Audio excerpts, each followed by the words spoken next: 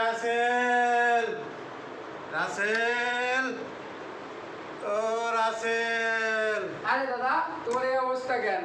তুমি পল্লী বিদ্যুতে গেলে ভালোভাবে এরকম পাঞ্জাবি ছিঁড়া, তোমার হাত একটা কিসে?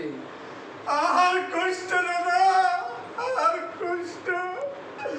আমি যাই বললাম পল্লী বিদ্যুৎ অফিসে যে ভাই স্যার কেন এত লোডশেডিং, কারেন্ট থাকে না, তোমার কপালটা দিয়ে ফাটাই দিছে। আমরা ঘুমাইতে পারি না, এত রোদ, এত গরম, আর আপনারা মিটারের চার্জও বেশি নেন। এই কথা কর লগে লগে ওই অফিসের লোকজন আমাকে এমন মারধর করছে, আমি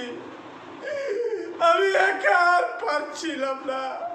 শেষ পর্যন্ত আমার পাঞ্জাবি